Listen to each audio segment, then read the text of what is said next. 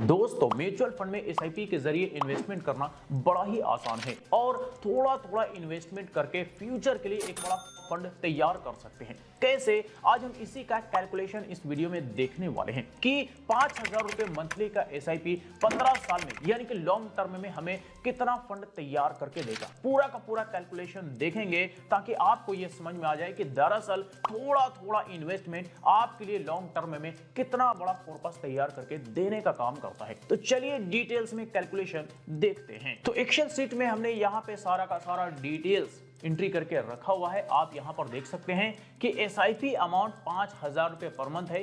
Return हम लेकर के चलेंगे 12% जो कि एक्सपेक्टेड एनुअल रिटर्न होगा। मिलने के लिए आपको 15, 18, 20, 25% भी मिल सकता है, लेकिन कम से कम हम 12% लेकर के चलेंगे। ड्यूरेशन हम 15 साल तक का देखेंगे, यानी 15 साल को टारगेट करते हुए हम कैलकुलेशन देखेंगे और इससे आगे का भी कैलकुलेशन देखेंगे, क्योंकि कुछ लोग 15 साल से ज्यादा में भी इन्वेस्टमेंट करने में दिलचस्पी रखते हैं, तो उनके लिए ये हेल्पफुल हो सके। इसके साथ साथ हम इन्फ्लेशन 5% लेकर के हम फ्यूचर वैल्यू का क्या इन्फ्लेशन एडजस्टमेंट करने के बाद वैल्यू रहेगा, ये भी हम साथ साथ देखेंगे। तो यहां पर आप देख लीजिए, ये आपको ईयर्स देखने को मिलेगा। यहां पे एसआईपी अमाउंट देखने को मिलेगा जो कि मंथली होगा। यहां पे टोटल इन्वेस्टमेंट होगा जो कि ईयरली होगा। यहां पर आपको ईयरली रिटर्न देखने को मिलेगा। यहां पे टोटल अमाउंट यानी कि इन्वेस्टमेंट प्लस रिटर्न दोनों मिलाकर के देखने को मिलेगा। और यहां पर इन्फ्लेशन एडजस्टमेंट करने के बाद टोटल अमाउंट का क्या वैल्यू रहने वाला है, यह आपको देखने को मिलेगा। तो सबसे पहला साल देखते हैं, 5,000 रुपए महीने का एसआईपी, 12/5 = 60, यानी कि एक साल में 60,000 रुपए का इन्वेस्टमेंट हो गया। एक साल में इस पर रिटर्न हमें देखने को मिला 4,047 रुपए। टोटल अमाउंट बन गया 64,047। अगर इस अमाउंट का इन्फ्लेशन एडजस्टमेंट करने के बाद एक साल बाद का वैल्यू देखा जाए तो 60,997 रुपए इसका वैल्यू एक साल बाद रह जाता है। पांचवा साल अगर आप देखेंगे, 5,000 का एसआईपी कंटिन्यू है। टोटल अमाउंट आपका जो इन्वेस्टमेंट हुआ है वो 3 लाख रुपया हुआ है और इस पर रिटर्न आपको जो देखने को मिल रहा है वो 1,12,432 रुपए देखने को मिल रहा है। टोटल आपका अमाउंट बन जाता है 4,12,432 रुपए और इन्फ्लेशन एडजस्टमेंट करने के बाद 5 साल बाद इसका वैल्यू रह जाता है 3,24,750 रुपए। ठीक है, तो ये तो हमने 5वां साल देख लिया। अब चलिए 10वां साल देखते हैं।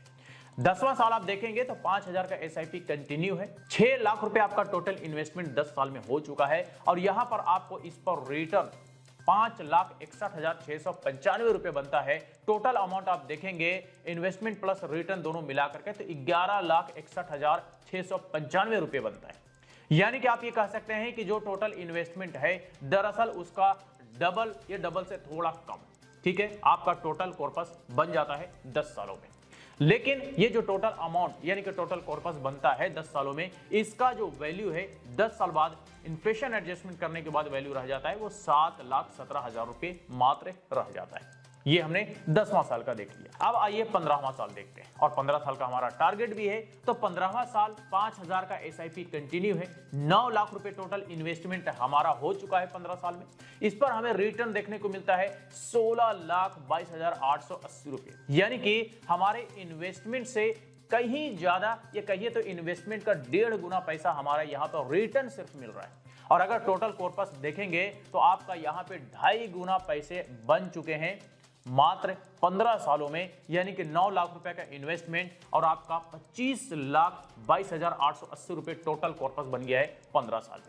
लेकिन आपको यह भी ध्यान देना पड़ेगा कि जो टोटल अमाउंट 15 साल में बना है दरअसल इन्फ्लेशन एडजस्टमेंट करने के बाद इसका वैल्यू 12,18,000 रुपए 15 साल बाद रह जाता है। तो मतलब ये हुआ कि महंगाई लगातार बढ़ते बढ़ते 15 साल में महंगाई डबल हो गया, तो हमारा जो पैसे का वैल्यू है वो आधा हो गया, यानी कि 50% पैसे का वैल्यू कम गया। तो ये तो हमने 15 साल का कैलकुलेशन देख लिया। तो हम ये कह सकते हैं कि 15 साल में हमारा कॉर्पस जो है 25 लाख रुपए का तैयार हो जाता है। अगर रेट ऑफ रिटर्न 12% से ज्यादा मिलता है तो फिर ये 25 से भी ज्यादा हो सकता है, और अगर रेट ऑफ रिटर्न कम जाएगा तो फिर हमारा ये जो टोटल कॉर्पस 25 लाख रुपए का है ये कम भी सकता है। ठीक है, तो ये आपको ध्यान में रखना पड़ेगा कि ये सारा कुछ डिपेंड करेगा एक्सपेक्टेड रिटर्न जो कि हम 12% लेकर के चले हैं, लेकिन कम से कम 12% तो मिलता ही मिलता है। और 12% अगर मिलता है तो हमारा 15 साल में टोटल कॉर्पस बन जाता है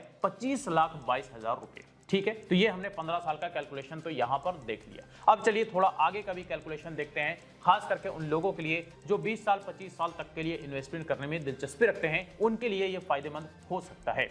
तो आइए 20वां साल देखते हैं। 20वां साल आप देखेंगे 5,000 रुपए का एसआईपी कंटिन्यू है। टोटल इन्वेस्टमेंट 12 लाख रुपए हो चुका है 20 साल में, और टोटल इस पर रिटर्न आपको देखने को मिलता है लगभग 38 लाख रुपए, और टोटल अमाउंट जो आपका बन जाता है वो लगभग 50 लाख रुपए बन जाता है 20 सालों में, वो भी मात्र 5,000 रुपए मंथली का एसआईपी से।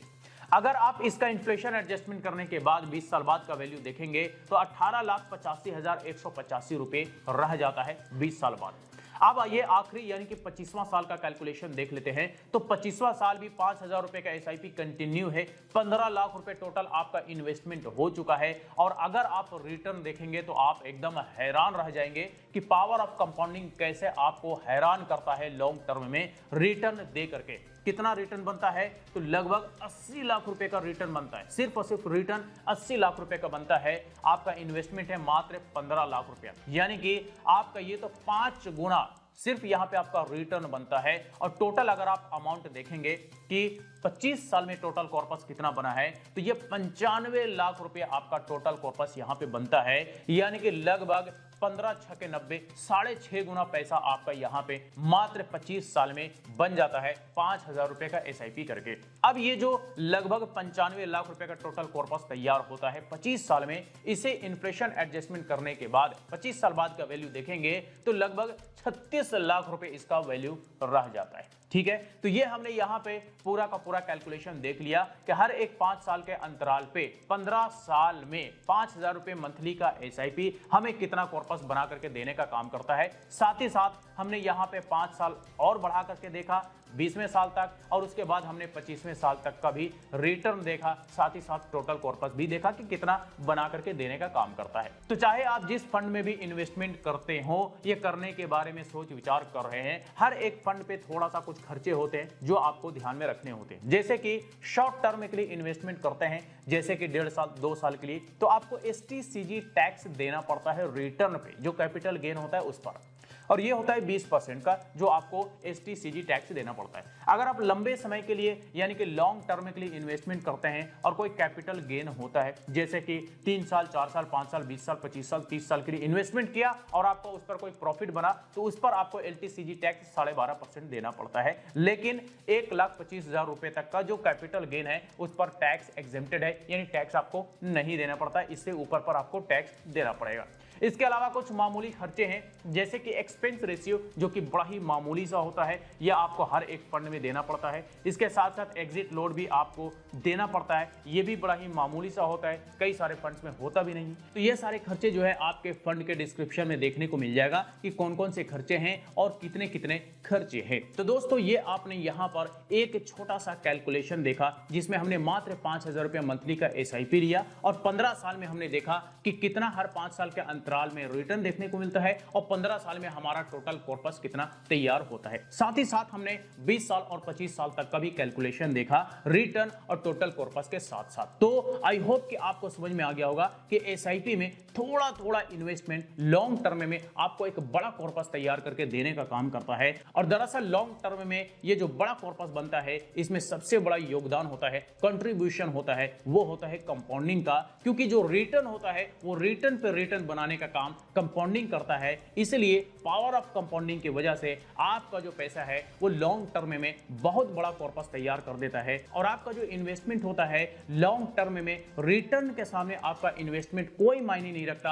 आपका इन्वेस्टमेंट बड़ा छोटा सा दिखता है और आपका रिटर्न बहुत बड़ा सा देखने को मिलता है। जैसा कि हमने यहाँ पे कैलकुलेशन में देखा भी कि आपका अगर 5 लाख रुपए का इन्वेस्टमेंट हो रहा है टोटल, तो फिर आपको उस पर रिटर्न आपको 10 लाख रुपए देखने को मिलता है। टोटल कॉर्पस एक बड़ा अमाउंट के रूप में देखने को मिल जाता है। तो दरअसल ये है पावर ऑफ एसआईपी, ये कहिए तो पावर ऑफ कंपाउंडिंग, जिसमें आपका थोड़ा थोड़ा इन्वेस्टमेंट लॉन्ग टर्म में एक बड़ा कॉर्पस बना करके देने का काम करता है, जैसे कि आपने कैलकुलेशन में देखा भी। तो चलिए आज तक के लिए इतना ही। इससे रिलेटेड अगर फिर भी कोई सवाल हो, क्वेरी हो, तो आप हमें कमेंट करके पूछ सकते हैं। फिर मुलाकात होती है किसी नई वीडियो के साथ, तब तक के लिए बाय बाय।